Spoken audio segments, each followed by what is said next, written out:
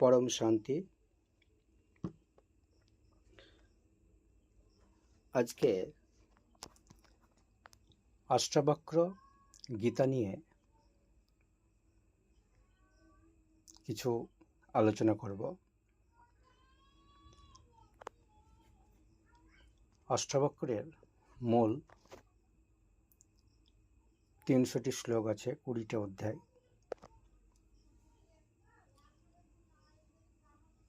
তার মধ্যে আজকে প্রথম অধ্যায়টি একটু দেখব।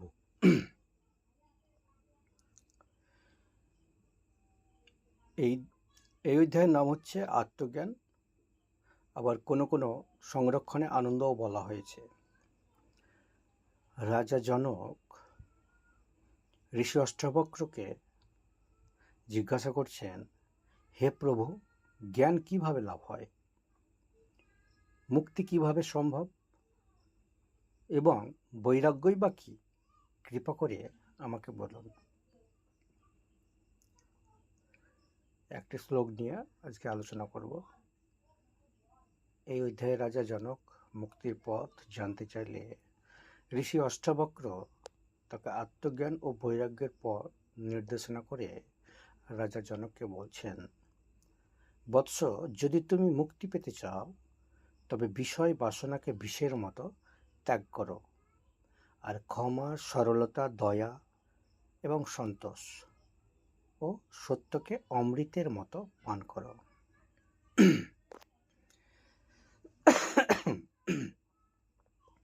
এই উক্তিটি মুক্তিলাভের একটি অত্যন্ত গুরুত্বপূর্ণ এবং মৌলিক নির্দেশন। এর অর্থ খুবই গভীর। যদি তুমি মুক্তি পেতে চাও তবে বিষয় বাসনাকে বিষের মতো ত্যাগ করো। এই উক্তিটির মূল দুটি অংশ আছে। একটা হচ্ছে মুক্তি পেতে চাও এবং দ্বিতীয়টি হচ্ছে বিষয় বাসনাকে বিষের মতো ত্যাগ করো। তাহলে প্রথম উক্তিটি নিয়ে একটু আলোচনা করা যাক। যদি তুমি মুক্তি পেতে চাও, এই শব্দটি নিয়ে যদি কথা বলি তাহলে প্রথমে বুঝতে হবে মুক্তি বলতে এখানে কি বোঝানো হয়েছে। অষ্টাবক্র গীতার প্রেক্ষাপটে মুক্তি মানে শুধু মৃত্যুর পর স্বর্গলাভ নয়, বরং এই জীবনকালেই সকল প্রকার বন্ধন, দুঃখ, ভয় ও সীমাবদ্ধতা থেকে চূড়ান্ত স্বাধীনতা লাভ করার কথা বলেছেন। এটি কোনো বাইরের অবস্থা নয়, বরং নিজের ভেতরের একটি উপলব্ধি। আমরা কেন বন্ধনে থাকি? কারণ আমরা নিজেদের শরীর, মন, আবেগ এবং জাগতিক বস্তুর সাথে এক করে দেখি। এই ধরুন আমি এবং আমরা, এর বোধই আমাদের সীমাবদ্ধ করে রাখে এবং দুঃখের কারণ হয়। মুক্তি মানে এই মিথ্যা পরিচিত থেকে বেরিয়ে আসা এবং নিজের প্রকৃত সীমাহীন আনন্দময় আত্মস্বরূপকে উপলব্ধি করা। দ্বিতীয়টি বলছে বিষয় বাসনাকে বিষের মতো ত্যাগ করো। এখানে মূল বার্তাটি নিহিত। বিষয় বাসনা মানে হলো জাগতিক বস্তু সম্পর্কে, যেমন ধরুন সম্পর্ক, খ্যাতি, ক্ষমতা, অর্থ, সুখভোগ, এই সব কিছুর প্রতি আমাদের একটি তীব্র আকাঙ্ক্ষা বা আসক্তি তৈরি হয়। এইগুলোকে অষ্টাবক্র বিষ বলেছেন। এবার আমাদের বুঝতে হবে ঋষি অষ্টাবক্র বিষ কেন বলেছেন। আমাদের মনে অশান্তি ও অস্থিরতার জন্ম কখন নেয় জানেন? যখন বাসনার জন্ম নেয়। আসলে বাসনা কখনো শেষ হয় না। এটি একটি বাসনা পূর্ণ হলে 10টি নতুন বাসনার জন্ম দেয়। এই অবিরাম আকাঙ্ক্ষা মনকে সর্বদা অস্থির রাখে, আমাদের মনের শান্তি কেড়ে নেয়। যখন বাসনা পূর্ণ হয় না তখন আসে হতাশা এবং দুঃখ, তারপরে আসে ক্রোধ। আর যখন পূর্ণ হয় তখন সেই সুখ ক্ষণস্থায়ী হয়। আবারও নতুন কিছু চাওয়ার তাড়না শুরু হয়। যখন কোনো বস্তুর প্রতি আসক্তি হই, তখন সেই বস্তুর প্রতি নির্ভরশীল হয়ে পড়ি আমরা। সেটি না পেলে আমরা আবারও দুঃখী হই, আর হারালে কি করি? শোক করি। আর এটাই হচ্ছে ব্যাপার। নির্ভরশীলতাই আমাদের পরাধীন করে তোলে। যেমন সম্পদের প্রতি আসক্তি মানুষকে সারা জীবন তার পিছনে দৌড়াতে বাধ্য করে, আবার সেই সম্পদ হারানোর ভয় তাকে কুড়ে কুড়ে খায়। আর এখানেই জন্ম অজ্ঞানতা ও মোহের। বিষয় বাসনা আমাদের মনকে আচ্ছন্ন করে রাখে তো বটেই, ফলে আমরা নিজেদের প্রকৃতপক্ষে চিনতেই পারি না। এটি আমাদের মনে মিথ্যা ধারণা তৈরি করে।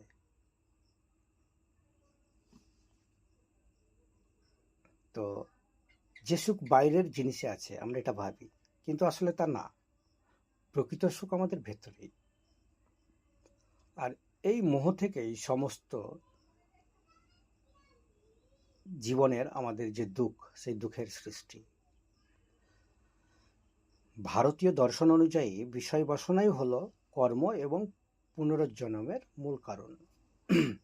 বাসনার কারণে আমরা কর্ম করি এবং সেই কর্মের ফল ভোগ করার জন্য বারবার আমরা জন্মগ্রহণ করি। তাই ঋষি অষ্টাবক্র বলছেন, বিষয়ের প্রতি বাসনাকে বিষের মতো ত্যাগ করো। তার কারণ বিষয় থাকবে, এটা স্বাভাবিক। বিষয় থাকাটা স্বাভাবিক, কারণ আমরা এই যে প্রকৃতির ধারায় আছি, এই প্রকৃতি তো বিষয় বস্তু নিয়েই তো সৃজনশীলতা। বিষয়টা থাকাটাই স্বাভাবিক, কিন্তু বিষয়ের প্রতি যদি বাসনায় জেগে যায়, তখনই সেটি বিষে পরিণত হয়। এখানে ত্যাগ মানে এই নয় যে সব কিছু ছেড়ে বনে জঙ্গলে চলে যাবেন। এর অর্থ হলো মানসিকভাবে আসক্তির ত্যাগ করা। একজন মানুষ সংসারেই থাকবে, কাজকর্ম করবে, কিন্তু তার মন যেন কোনো ফলাফলের প্রতি বা কোনো বস্তুর প্রতি গভীরভাবে আসক্ত হয়ে না পড়ে। যেমন বিষের সামান্য অংশ আমাদের জন্য প্রাণঘাতী হতে পারে, তেমনি বাসনার সামান্যতম আসক্তিও আমাদের শান্তির জন্য ক্ষতিকারক। কারণ বাসনা আমাদেরকে তাড়িয়ে নিয়ে বেড়ায়, এখানে একটা অস্থিরতার প্রকাশ পায়। আর যেখানে স্থিরতা নেই, সেখানে শান্তি তো অবশ্যই নেই।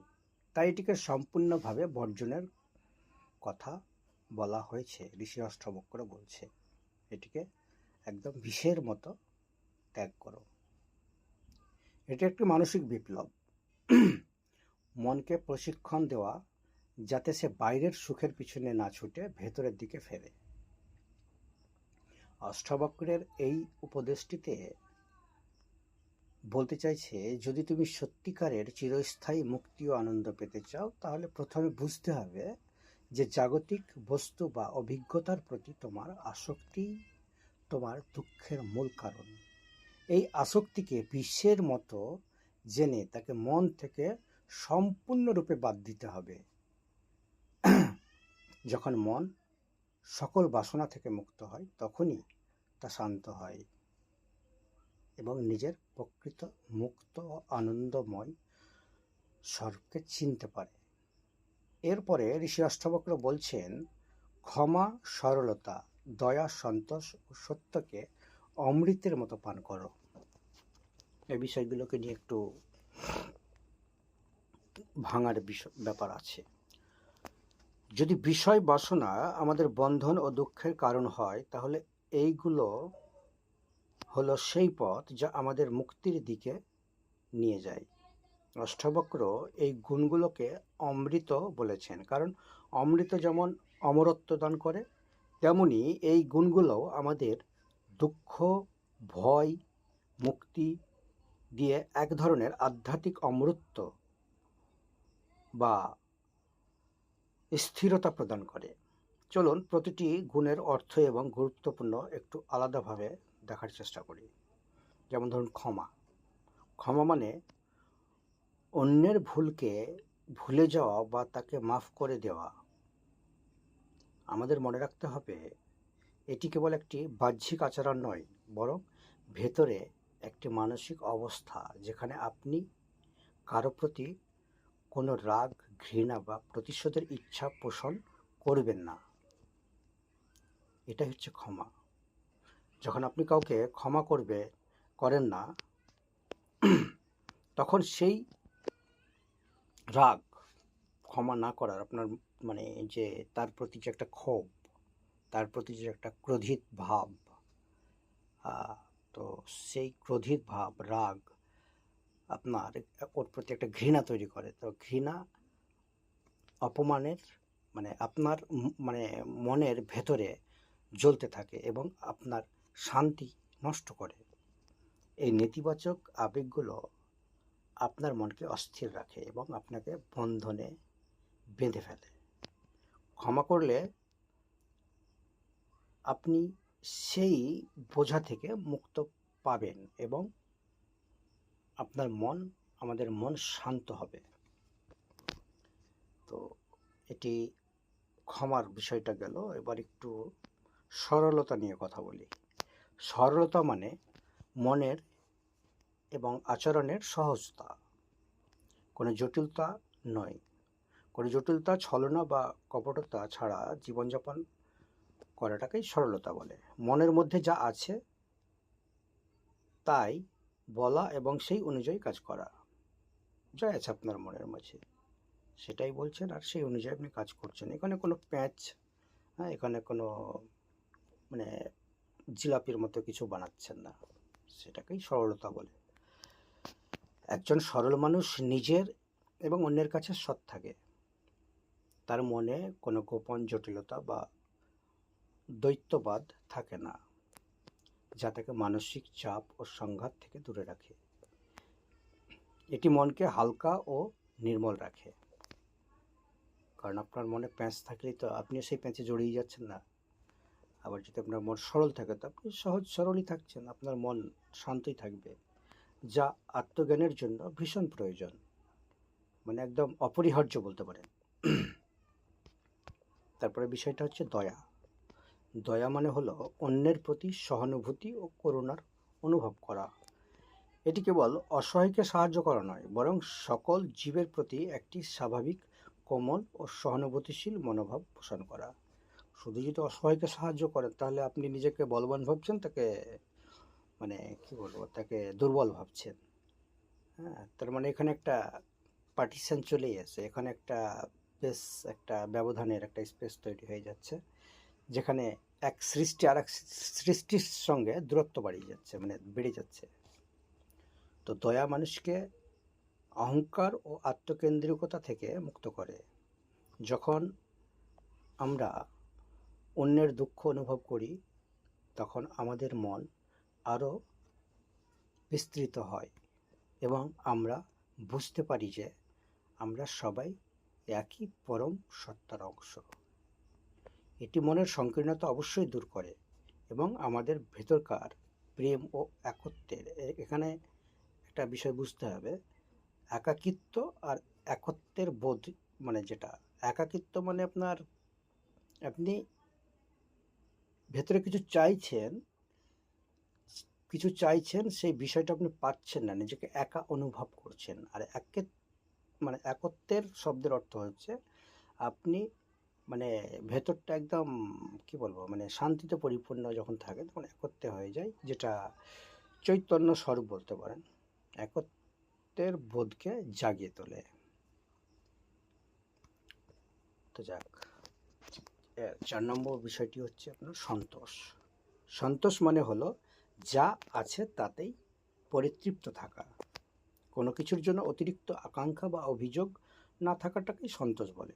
এটি কোনো নিষ্ক্রিয়তা নয়, বরং এটি স্থিতিশীল মানসিক অবস্থা, যেখানে মন বাইরের কোনো জিনিসের উপর সুখের জন্য নির্ভরশীল থাকে না। তবে তো আপনি ইন্ডিপেন্ডেন্স হবেন, স্বাধীনতা লাভ করবেন, তাই নয়? নাহলে তো সেই বন্ধনেই থেকে গেলেন। সন্তোষ হলো বাসনার মূল চালিকা শক্তি। সন্তোষ যদি আপনার মধ্যে থাকে তাহলে বাসনা এখানে অচল হয়ে যাবে। আর মানে আর অসন্তোষ যদি আপনার মধ্যে পোষণ হয়ে যায়, তাহলে এটা কিন্তু বাসনার মূল চালিকা শক্তি হিসাবে, মানে বাসনা এখানে এনার্জি পায়, ঊর্জা পায়। বাসনার যে এনার্জি লেভেল সেটা বেড়ে যায়। সন্তোষ থাকলে বাসনার আগুন নিভে যায়। যখন আপনি সন্তুষ্টি থাকবেন, সন্তোষ থাকবেন, তখন আপনার মন শান্ত থাকবে এবং আপনার জীবনে সুখের জন্য বাইরের কোনো বস্তুর প্রয়োজনই হবে না। আপনি ভেতরে শান্তি ও আনন্দকে চিনতে পারবেন। 5 নম্বর, এবার সত্যের কথাটা বলি। সত্য মানে কেবল সত্যি কথা বলা নয়, বরং জীবনের প্রতিটি ক্ষেত্রে সত্যকে ধারণ করা। এখানে সত্য কথা বলা এক, এবং সত্যকে ধারণ করা এটা কিন্তু আর এক। এটা একটি জটিল বিষয়। আমরা ভাবি সত্য বলছি, আবার প্রয়োজনে আবার মিথ্যেও বলে দিই আমরা, কারণ সবই তো স্বার্থের ব্যাপার না। নিঃস্বার্থতা আমাদের মধ্যে তো এখনও উৎপত্তি হলো না, তো এখানে স্বার্থ নিঃস্বার্থতার ব্যাপার থেকে যায়।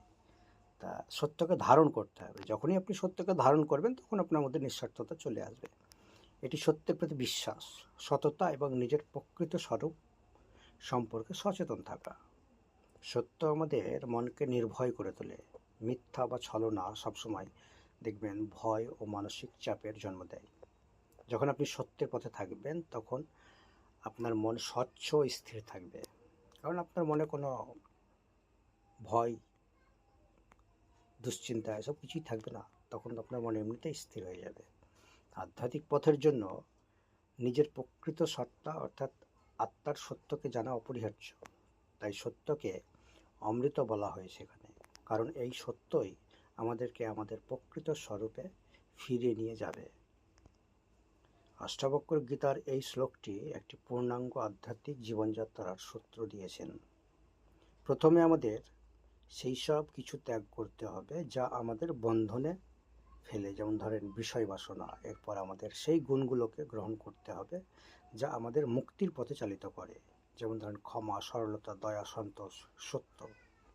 এই গুণগুলোকে ধারণ করতে হবে। মনের সমস্ত নেতিবাচক আবেগ দূর করে এবং একে আত্মজ্ঞানের জন্য প্রস্তুত করে তুলতে হবে, এবং ইতিবাচকের একটা, যাই হোক এটা নাইবা বললাম। তো এটা হচ্ছে বিষয়। তো এটা একটা অষ্টাবক্র মহাগীতার এটা প্রথম সিরিজ। চেষ্টা করব পরপর সিরিজগুলো আনার। এখন আপাতত এটুকুনি। পরম শান্তি।